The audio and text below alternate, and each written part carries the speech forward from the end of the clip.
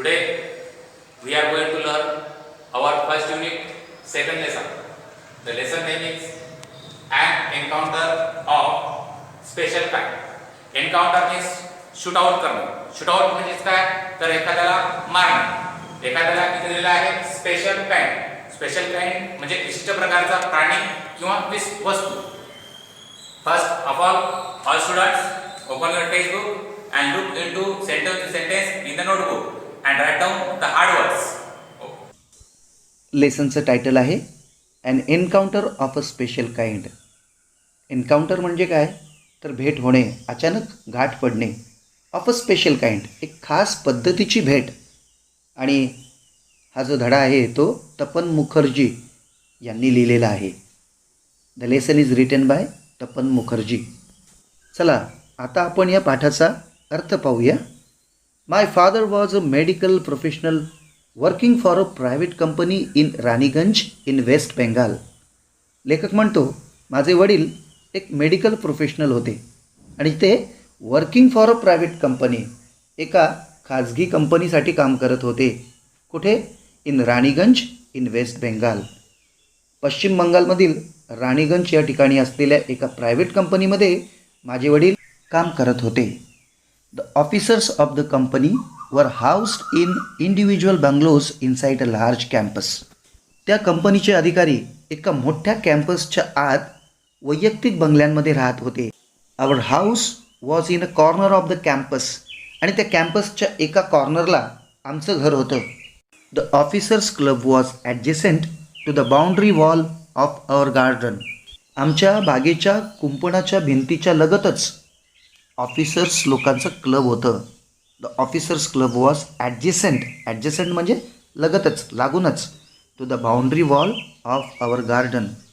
The compound was luxurious with green grass, colourful flowers and a host of tall and majestic trees. ते compound बहरलेलं होतं, संपन्न होतं, luxurious होतं. कशाने? With green grass, colourful flowers and a host of tall and majestic trees. अर्थात हिरवं गवत, रंगबिरंगी फुलं आणि उंच भव्य अशा झाडांच्या समूहाने हा कंपाऊंड लक्झरियस झाला होता, बहरलेला होता. The seasonal vegetables in the kitchen gardens of the households and the magnificent trees constantly attracted squirrels and many species of birds. The seasonal vegetables म्हणजेच मोसमी भाज्या in the kitchen gardens of the household, त्या घराच्या kitchen गार्डनमध्ये असलेल्या त्या मोसमी भाज्या. अँड द मॅग्निफिशंट ट्रीज, आणि ती बहारदार असलेली झाडं. कॉन्स्टंटली, सतत. Attracted squirrels and many species of birds, कोणाला आकर्षित करत होती? खारींना आणि विविध प्रकारच्या पक्ष्यांना आकर्षित करत होते. A group of langurs had even made their den in an ashwatha tree nearby. जवळच असलेल्या पिंपळाच्या झाडावर वांदरांच्या एका गटाने आपल्या राहण्याचं ठिकाण केलं होतं.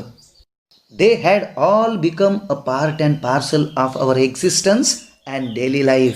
हे सगळे म्हणजे स्क्विरल्स, बर्ड्स आणि लंगूर्स, हे सगळे आमच्या जीवनाचा एक अविभाज्य घटक बनले होते, आमच्या अस्तित्वाचा आणि आमच्या दैनंदिन जीवनाचा पार्ट अँड पार्सल बनले होते, म्हणजेच अविभाज्य भाग बनलेले होते. A small incident on a Saturday afternoon left a profound effect on me. शनिवारी दुपारी एक लहानशी घटना घडली, जिने माझ्यावरती एक सखोल असा परिणाम घडवून आणला, प्रोफाउंड इफेक्ट घडवून आणला. And unfolded before my eyes a whole new dimension to the wonders of God's creation. आणि त्या लहानशा घटनेनं आणखी काय केलं तर अनफोल्डेड केलं, उलगडलं. बिफोर माय आईज, माझ्या डोळ्यासमोर. A whole new dimension to the wonders of God's creation. परमेश्वराच्या निर्मितीची जी किमया आहे तिचा एक नवीन संपूर्ण पैलू माझ्या डोळ्यासमोर उलगडला. अर्थात भगवंताची किमया मला दिसून आली. It was a few days into the puja vacation. पश्चिम बंगालमध्ये दुर्गा पूजेला अनन्यसाधारण महत्त्व असतं आणि त्यावेळेला शाळांना सुट्टी असते. या ठिकाणी पूजा वेकेशन म्हणजे दुर्गा पूजा वेकेशन असा त्याचा अर्थ आहे. Just like for any other child, The holidays provided an opportunity for me to become engrossed in various magazines and storybooks published specially for children in the festive season. इतर अनेक मुलांप्रमाणेच the holidays provided an opportunity for me, त्या सुट्ट्यांनी मला एक संधी मिळाली. कसली? To become engrossed in various magazines, विविध प्रकारच्या मॅगझिनमध्ये मग्न होण्याची, तल्लीन होण्याची, अर्थात एन्ग्रॉस्ड होण्याची संधी मला मिळाली. त्याचबरोबर स्टोरी बुक्स वाचण्याचीही संधी मला मिळाली, जी story books published specially for children, खास करून मुलांसाठी प्रकाशित केली जातात. कधी? इन द फेस्टिव्ह सीझन, अशा प्रकारच्या उत्सवाच्या काळामध्ये. After a heavy lunch my parents and my younger sisters lay down for an afternoon nap. दुपारच्या भरपेट जेवणानंतर माझे आईवडील आणि माझ्या लहान बहिणी दुपारची वामकुक्षी घेण्यासाठी पडलेले होते, पहुडलेले होते. And I settle down with a story book, आणि मी एक गोष्टींचं पुस्तक घेऊन बसलो. The quiet afternoon presented the perfect backdrop for reading and adventure story. एक साहस कथा वाचण्यासाठी ती अगदी अनुकूल स्थिती होती. ती दुपारची स्थिती अतिशय अनुकूल होती. The silence was occasionally broken by the sound of my family snoring, the intermittent chirping of house sparrows, the harsh cawing of a crow, the shrill call of a kite flying high above the ground. पण त्या शांततेचा अधूनमधून भंग होत होता. कशाने? तर by the sound of my family snoring, माझ्या कुटुंबातील झोपलेल्या त्या माणसांच्या घोरण्याच्या आवाजाने ही शांतता भंग पावत होती. आणखीन the intermittent chirping of a house sparrows, मधूनमधून घरातल्या त्या चिमण्यांचा चिवचिव असा आवाजाने शांतता भंग पावत होती. त्याचबरोबर the harsh cawing of a crow, कावळ्यांच्या कर्कशाच्या आवाजानं, आणि the shrill call of a kite flying high above the ground, जमिनीच्या अगदी उंच अशा उडणाऱ्या त्या घारींचा कर्कश आवाज. या सर्व गोष्टींमुळे दुपारची शांतता भंग पावत होती. मिनिट्स टिक्ड बाय, काळ पुढे सरकत होता. I became deeply absorbed in the book, आणि मी त्या पुस्तकामध्ये अगदी गढून गेलो होतो. Suddenly I heard a group of street dogs barking furiously in the distance. अचानक रस्त्यावरील कुत्र्यांच्या भुंकण्याचा आवाज मला ऐकू आला. ते कसे भुंकत होते? फ्युरियसली इन द डिस्टन्स, अतिशय जोरजोरात, खूप दूर अंतरावरती ते भुंकत होते. I chose to ignore the commotion, thinking that the pack of dogs might have cornered a hapless pig. I chose to ignore the commotion, त्या गोंधळाकडे दुर्लक्ष करण्याचं मी ठरवलं.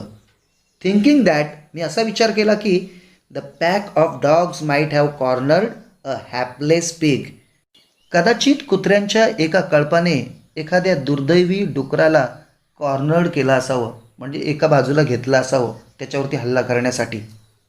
But soon the barking became louder, पण थोड्याच वेळात जे भुंकणं होतं ते अधिक मोठ्याने होऊ लागलं. अँड मोर ॲग्रेसिव्ह, आणि जास्त आक्रमक बनलं. And the alarm cawing of a flock of crows added to the cacophony, आणि त्या गोंगाटामध्ये आणखी भर पडली. कशाची? The alarm cawing of a flock of crows, कावळ्यांच्या भीतीदायक अशा ओरडण्याची त्याच्यामध्ये भर पडली. I also heard the disturbance approaching closer, तो डिस्टर्बन्स जवळ येत असल्याचं मी ऐकलं. Curiosity got the better of me, ते जाणून घेण्याच्या उत्सुकतेने माझ्यावरती मात केली. Leaving the book aside I rush to the veranda to see what was going on. Leaving the book aside, पुस्तक बाजूला ठेवून, I rush to the veranda, मी वरांडाच्या दिशेने जोरात गेलो. कशाकरता? To see what was going on, काय घडत होतं हे पाहण्याकरता. I glanced towards the roof of the club house and saw something horrible, त्या क्लबच्या छपराकडे, रूफकडे मी नजर टाकली. अँड सॉ समथिंग हॉरिबल, आणि मला काहीतरी भयानक असं दिसलं. A big male langur, apparently the leader of its group, was holding a baby langur in his hands and mercilessly biting it all over with a definite intent to kill. एक मोठं नर जातीचं वानर, बहुधा ते the leader of its group असेल, म्हणजे त्या ग्रुपचा तो कोणीतरी प्रमुख असेल. Was holding a baby langur in his hands. आपल्या हातामध्ये त्याने एका लहान लंगूरला, एका लहान वानराच्या पिलाला पकडलं होतं. And mercilessly biting it all over. आणि त्याला तो निर्दयीपणे चावत होता. With a definite intent to kill. त्याचा हेतू काय होता? निश्चित हेतू काय होता? टू किल, त्याला मारण्याचा. त्याला मारण्याच्या निश्चित हेतूने तो त्याला मर्सिलेसली बायटिंग करत होता, निर्दयीपणे चावत होता. The helpless mother of the baby and other lesser members of the langur group were scattered on the roofs of the buildings near by, watching the baby being killed. त्या पिल्लाची केविलवाणी असहाय्य असलेली ती आई and other lesser members of the langur group, आणि त्या लंगूरच्या वांदरांच्या ग्रुपमधील दुर्बळ असलेले दुसरे काही जे मेंबर्स होते ते were scattered on the roofs of the buildings near by. जवळच असलेल्या बिल्डिंगच्या छपरावरती ते जाऊन बसले आणि काय करत होते? वॉचिंग द बेबी, त्या छोट्या पिल्लाला पाहत होते. बीइंग किल्ड, ज्या वेळेला त्याला मारलं जात होतं. I recall the terrible custom in the animal clan according to which a dominant male usually does not allow another male baby or adult to survive within its group. प्राण्यांच्या गटातील त्या भयंकर रूढीची मला आठवण झाली. I recall the terrible custom in the animal clan according to which, ज्यानुसार a dominant mail, बलवान असलेला तो नर वानर, युज्युअली डज नॉट अलाव, सामान्यपणे परवानगी देत नाही, असं करू देत नाही, another male baby or adult, दुसऱ्या पिलाला किंवा नराला तो जिवंत ठेवत नाही, तो त्या ग्रुपमध्ये सर्वाईव्ह करत नाही, म्हणजेच त्यांना ठार मारून टाकतो. ही जी प्राण्यांची परंपरा आहे ती परंपरा लेखकाला आठवली असं तो म्हणतो. Without losing any time I gathered a stout stick in one hand and hurled a piece of stone at the marauding langur. जराही वेळ न घालवता I gathered a stout stick in one hand, मी माझ्या एका हातामध्ये एक मजबूत भक्कम अशी काठी घेतली. And hurled a piece of stone at the marauding langur, आणि त्या लंगूरच्या दिशेने एक दगड जोरात फेकून मारला. मराउडिंगचा अर्थ आहे भक्ष्य मिळवण्यासाठी भटकणाऱ्या त्या लंगूरच्या दिशेने मी तो दगड फेकून मारला. The langur was so infuriated that it hardly took any notice of my assault. तो वानर इतका भडकलेला होता की त्याने मी केलेल्या हल्ल्याकडं जवळजवळ दुर्लक्षच केलं, लक्षच दिलं नाही. But then I started throwing more stones, पण नंतर मी अधिकाधिक दगडं मारायला सुरुवात केली. The dogs on their part raised their pitch of cry. कुत्र्यांनीही त्यांच्या आवाजाची तीव्रता वाढवायला सुरुवात केली. The changed circumstances and the sudden unexpected attack from unknown quarters forced the langur to drop the baby from the sloping roof over the veranda. The changed circumstances, बदललेली परिस्थिती, and the sudden unexpected attack from unknown quarters, आणि कोणत्या तरी अज्ञात ठिकाणाहून झालेला अनपेक्षित हल्ला, अचानकपणे झालेला अनपेक्षित हल्ला, ह्या गोष्टींमुळे फोर्स द लंगूर, त्या लंगूरला भाग पाडलं काय करायला? To drop the baby from the sloping roof over the veranda. त्या पिल्लाला खाली टाकायला भाग पाडलं. From the sloping roof over the veranda, त्या उतरत्या छपरावरून खाली व्हरांड्यामध्ये टाकायला त्याला भाग पाडलं. The baby was listless. ते पिल्लू शक्तिहीन, गलितगात्र झालं होतं. And appear to be dead, आणि अर्धमेलं झाल्यासारखं वाटत होतं. As its body started to slide down, the excitement of the pack of dogs grew manifold at the prospect of a good kill and meal. ज्या वेळेला त्या पिल्लाचं शरीर खाली घसरू लागलं त्यावेळेला the excitement of the pack of dogs ग्रीव manifold, त्या कुत्र्यांच्या कळपाची उत्सुकता अधिकाधिक वाढू लागली. ॲट द प्रॉस्पेक्ट, कारण त्यांना आशा होती कसली? Of a good kill and meal, एक चांगली शिकार आणि त्याचं जेवण त्यांना मिळणार होतं, ही त्यांना आशा होती.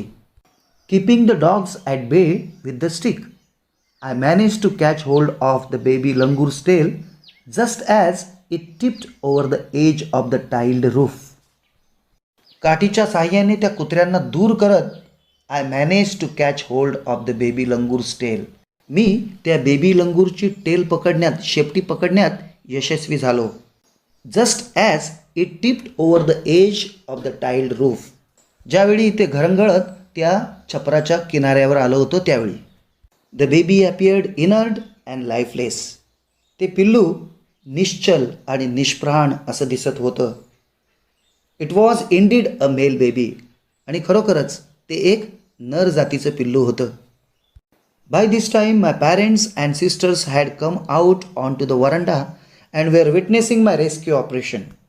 तोपर्यंत माझे आईवडील आणि माझ्या बहिणी बाहेर वरांड्यात आल्या होत्या आणि माझं ते बचाव कार्य ते पाहत होते. And were witnessing my rescue operation.